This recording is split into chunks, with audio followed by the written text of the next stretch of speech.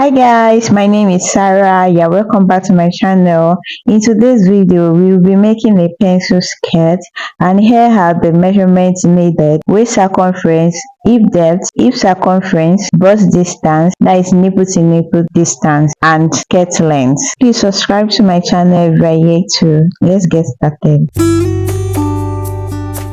The first thing I'll be doing is to draw out my starting line. All the measurement I'll be measuring will be starting from this starting line. This skirt is going to be having 1.5 inches band at the top. So I'll go ahead to measure my hip depth, that is 8 inches.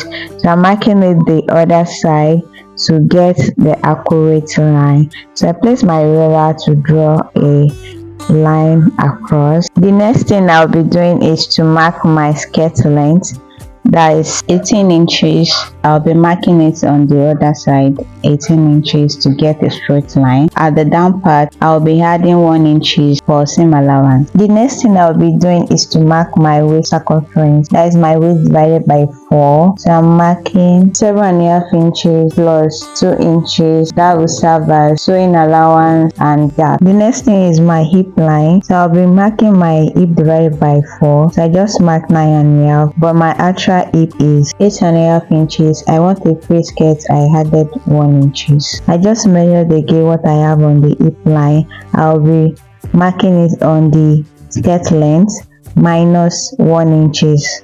So I just minus 1 inches from what I have on my actual hip line. Because we are making a pencil skirt, if you are making a free skirt, you can just copy and paste what you have on the hip line to the skirt length. So I'll be drawing the line down to 1 inch seam allowance. The next thing I'll be doing is to cut out a pattern.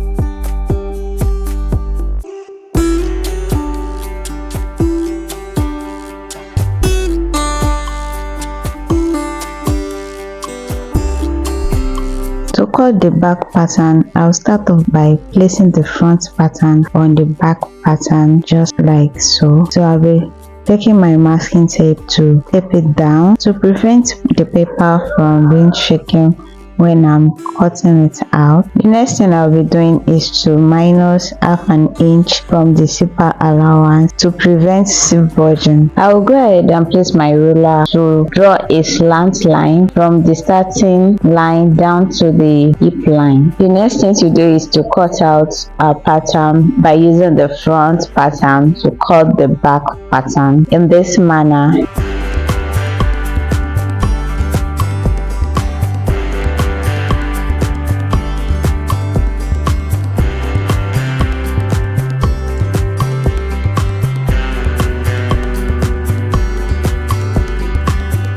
The next thing I'll be doing is to mark my band on the waistline. From the waistline, I'll be coming down by 1.5 inches, and you can do it the other way too by minusing 1.5 inches on the starting line when you just started measuring your skirt.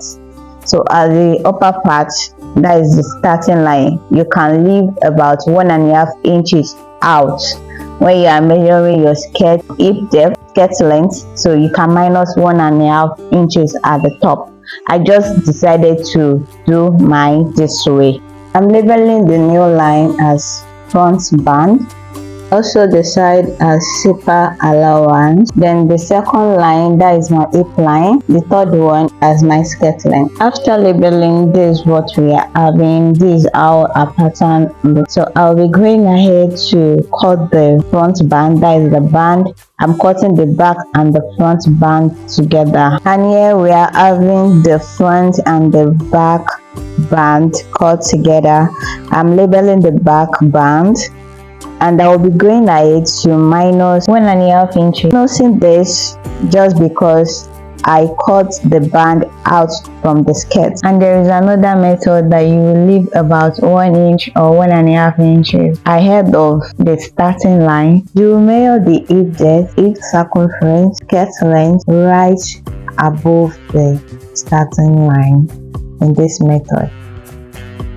The next thing is to take your masking tape and join it together. I'll be going ahead to label the other band as back band for more clarification and the edge as zipper. And this is how I'll be placing it on the fabric. If I want to cut the band out, I'll place it this way and cut it on the fabric. I've gone ahead to cut the front and the back fabric out. The next thing to do is the sewing aspect, and here I'm measuring my dart.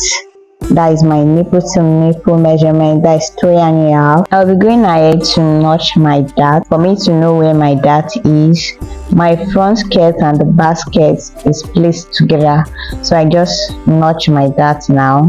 Then I'll be marking my dart length 4 inches. Then by the side I marked 1/2 inch on the both sides. So I'll be drawing a slant line down to meet the dart line. I'll be going ahead to my machine to sew the dart. I'm done sewing the dart on the front side and also on the back side. The next thing I'll be doing is to shape my skirt, but first I'll be pinning it down so that my fabric will be stable when I'm shaping the skirt. The next thing I'll be doing is to shape the skirt. I'll be marking 1.5 inches from both sides, 1.5 inches my seam allowance. So I'll be marking it down to the skirt length. So I'm just joining the dots together. And here I'm cross-checking if the measurement is accurate and everything is accurate. Then I'm going to the other side to mark 1/2 inch, 1.5 inches, sorry. So I'll be marking it straight down also.